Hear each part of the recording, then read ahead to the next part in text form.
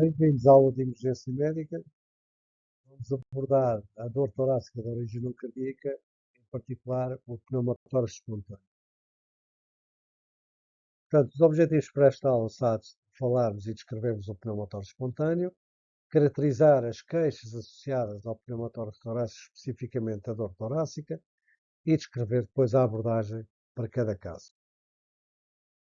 A dor torácica, que é um dos sintomas mais importantes que nós temos, e temos de lhe dar uma especial atenção, atendendo que no tórax temos estruturas tão importantes como o coração. Quer dizer que a dor pode ter origem em qualquer uma destas estruturas. Recordar que a dor é uma experiência sensorial e emocional desagradável de cada pessoa. Portanto, cada pessoa vai descrever a sua queixa como a entende. Portanto, não podemos estabelecer um padrão único.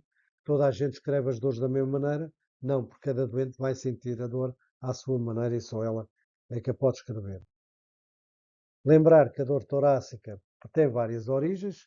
O grande grupo que se estuda será de origem cardíaca. Entre outras causas, as mais comuns são a angina de peito e o infarto agudo do miocárdio. Na origem não cardíaca podemos ter várias origens, como a muscular, esquelética, também de origem pulmonar, por outras causas, a esofágica, e pode ser também por causa de hipertensão arterial, o aneurisma discante da aorta e a embolia pulmonar e o pneumotórax, sendo que estes três últimos são aquelas situações em que maior risco de vida causam. Portanto, na avaliação do doente, vamos seguir a metodologia ABCDE, como é para todos os doentes. Aqui, em particular, tendo uma dor, vamos dar uma especial atenção à avaliação da dor, principalmente a sua caracterização, em que vamos ter que descrever que tipo de dor é que estamos a falar.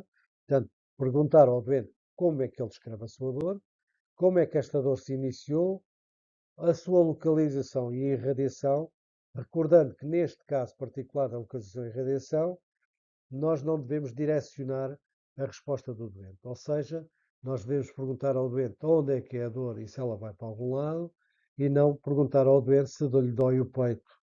Portanto, desta forma, sabemos que o doente, ao perguntar onde é que é a dor, vai apontar, vai descrever onde é que é a sua dor, o que nos facilita a sua caracterização.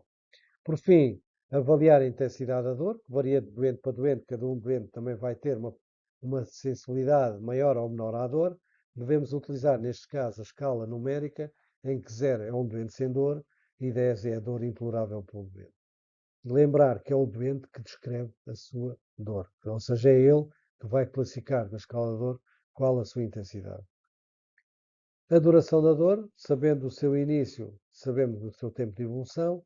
É importante também identificarmos se é um primeiro episódio, se já houve outros episódios semelhantes.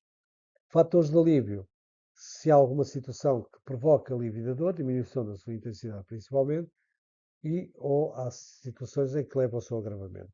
E outros sintomas associados. Por fim, nestes sintomas associados, é importante ter atenção às alterações do padrão respiratório. Que alterações é que temos? Temos ruído respiratório, se não temos, que outros sintomas é que temos deste ponto de vista? Se há alterações da função cardíaca, principalmente arritmias ou taquicardias ou bradicárdias. Se temos um doente hipotenso ou hipertenso, estado da pele, se está quente, se está suada, se está fria, como é que está? E, por fim, a SpO2 do doente, a saturação periférica do oxigênio, que nos permite identificar como é que está a eficácia da função respiratória.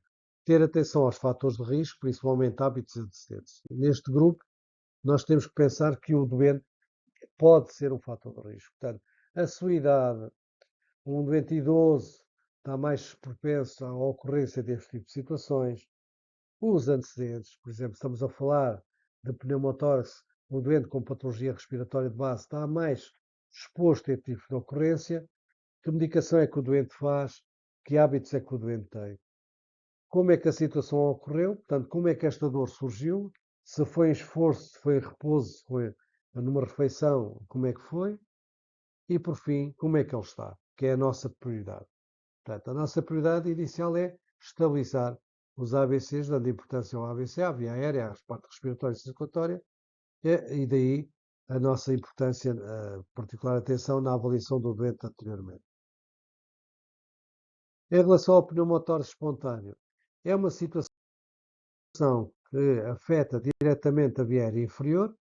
Portanto, estamos a falar de uma lesão que ocorre ao nível dos pulmões. Portanto, é que há uma ruptura, normalmente de um alvéolo ou de vários, que provoca uma passagem de ar para o espaço intrapleural. Recordar que nós temos duas pleuras, cada pulmão tem o seu par de pleuras. Temos a pleura parietal, que está encostada à grelha costal. Depois temos uma pleura visceral que reveste o pulmão. Ambas as duas estão em contacto. Existe um espaço, que é o espaço intrapleural, que tem o líquido pleural, que permite reduzir o atrito cada vez que há um movimento de inspiração e expiração. E quando há uma ruptura do pulmão, é para este espaço que vai passar ar e este, como é uma zona extremamente nevrálgica, vai dar origem a uma dor torácica. Portanto, o pneumotórax espontâneo traduz-se numa ruptura espontânea de uma região do pulmão. Pode ser classificado de pneumotórax espontâneo primário num doente que não tem antecedentes do ponto de vista respiratório nem história de pneumotórax anteriores, em que, por um motivo qualquer, houve uma cedência daquela zona, rompeu e passou ar para o espaço pleural. Podemos considerá-lo secundário quando já este ocorre em pessoas que já têm uma doença pulmonar de base, o que facilita e potencia este tipo de acontecimentos. Ele pode ser ainda classificado simples, portanto, como eu disse, causado espontaneamente no indivíduo que não tem patologia respiratória, não tem nada de base, em que ocorreu. É o complicado quando estamos a falar de um pneumotórax associado a uma pessoa, a um doente que já tem uma patologia respiratória de base e que com lesões extensas dessa patologia. Portanto, ele pode ainda resultar e surgir, em ambos os casos, em situações de mergulho, por exemplo, mergulho com escafandro em profundidade, em que, principalmente na subida, em que a diminuição da pressão leva ao aumento do volume de ar e isto leva a uma pressão excessiva dentro dos alvéolos e que podem ceder. O mesmo mecanismo é o que provoca também em voo, porque há uma diminuição da pressão atmosférica, aumenta o volume, e o que é que acontece? O pulmão tem que libertar esse excesso de volume, e se não libertar, o alvéolo cede e provoca uma ruptura. Pode ser também provocado, principalmente em doentes com patologia respiratória de base, através da tosse ou do espirro mais vigoroso, em que uma zona do pulmão cede e provoca esse pulmão. Também pode ser provocado durante um esforço, principalmente na prática de desportos físicos, em que, num motivo qualquer, o aumento da pressão pulmonar num determinado momento pode levar à cedência do pulmão. Portanto, os sintomas dependem da quantidade de ar que penetra neste espaço pleural. Portanto, e isto pode levar, inclusive, esta quantidade de ar aqui existente, pode levar ao colapso do pulmão. Portanto, assim, numa abordagem inicial, o que é que nos vamos apresentar? Vai-nos apresentar um doente com uma dor intensa, uma dor aguda intensa, muitas vezes descrita tipo uma pontada, uma facada, que aumenta substancialmente com o movimento respiratório, da inspiração, e, logicamente, que leva a que o doente retraia o seu movimento respiratório. Normalmente esta dor é localizada e não irradia. Portanto, vai haver uma dificuldade respiratória na maior parte dos casos que resulta deste aumento da dor, da intensidade da dor, quando ele tenta inspirar e o doente retrai esse movimento respiratório. Portanto, vai ter uma consequência direta que é o aumento da frequência cardíaca, tendencionalmente associada à própria dor e à própria dificuldade respiratória. Na maior parte dos casos, se estamos a falar de um pneumotórax espontâneo simples, ele permite que o pulmão ventile. Quando temos um excesso de pressão dentro da cavidade pulmonar que leva ao colapso do pulmão, temos aquilo que chama-se fumador, neste caso, o doente pode apresentar ausência do movimento vesicular do lado ausão, em que isto resulta de quê? Do colapso do alvéolo, do pulmão, desculpa, em que no pulmão não expande e como não expande não há entrada e saída de ar do mesmo. Só a escutar o lado que está a ventilar, nós vamos conseguir ver que houve corrida do ar a entrar e a saída e chamamos um número vesicular, não é? O doente, nestes casos, vai apresentar uma dispneia acentuosa, vai apresentar cianose, vai apresentar simetria torácica, como nós vimos que apontava a seta, o lado afetado não expande. O doente vai apresentar esforço respiratório precisamente do lado que está saudável. Engurgitamento jugular pelo aumento excessivo da pressão dentro do tórax, que este é um indicador grave, que é quando a pressão é tão grande que já começa a comprometer quer o outro pulmão adjacente, quer o próprio coração, podendo levar ao colapso. Portanto, é uma situação extremamente grave. O doente já se vai apresentar em choque. Portanto, os cuidados de emergência variam então se temos um pneumotórax simples, que é aquele que não evolui, provoca só dor, basicamente, e aquela dificuldade respiratória, que o doente retrai os movimentos respiratórios na maior parte dos casos, que é o mais comum. A maior parte deste tipo de pneumotórax raramente evolui para pneumotórax hipertensivos, não quer dizer que não possa acontecer.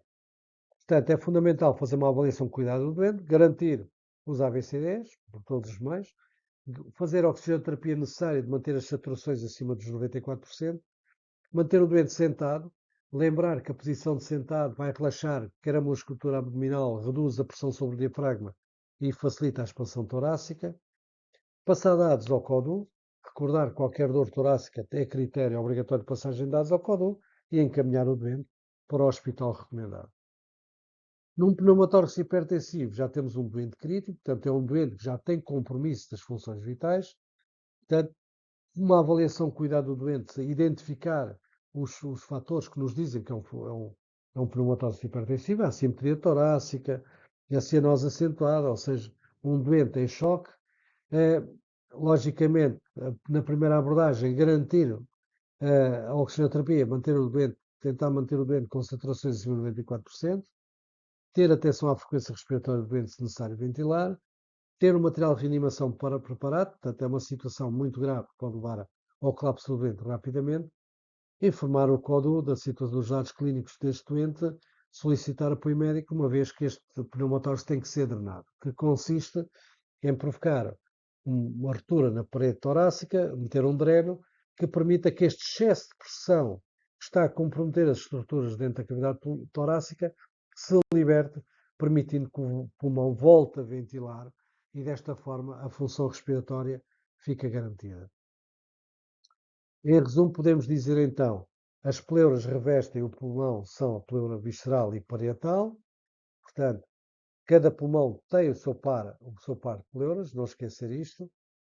Entre as duas pleuras existe um espaço, que é o espaço intrapleural, que é para aqui, quando passa o ar, temos o chamado pneumotórax. Portanto, entrar para esta cavidade pleural altera as pressões existentes e enquanto ele for igual, a pressão equivalente à pressão atmosférica, nós temos aquilo que é um pneumotórax normotenso. O que quer dizer que o pulmão ventila, portanto, consegue insuflar apesar de provocar dor. Porquê? Porque as pleuras são muito inervadas e a dor aqui é intensa.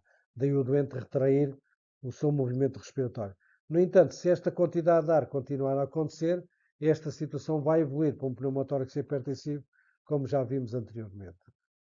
O pneumotórax espontâneo é geralmente consequência do esforço ou de uma tosse ou de um espirro, podendo resultar então das situações de submersão no mergulho de escafandro ou durante o voo, quando existe uma diminuição da pressão atmosférica.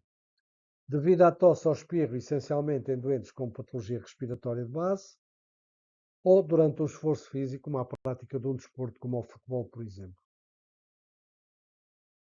Portanto, o pneumotórax pode ser classificado então de espontâneo primário, aquele que ocorre em doentes sem história anterior e sem patologia respiratória de base, ou secundário, quando ocorre em pessoas que já têm alguma doença pulmonar subjacente.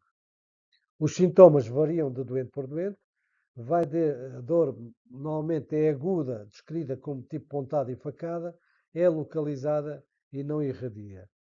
A dificuldade respiratória, na maior parte dos casos, existe essencialmente devido à dor, em que o doente retrai o movimento respiratório porque dói.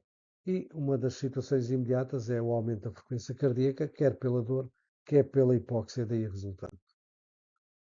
Portanto, nos quadros mais graves do pneumotórax hipertensivo, os sintomas aqueles que nos indicam é a ausência do número vesicular do lado da lesão, portanto é que vemos que essa parede desse tórax não se movimenta, portanto não há movimento do lado afetado, que é aquilo que vai dar origem à assimetria torácica.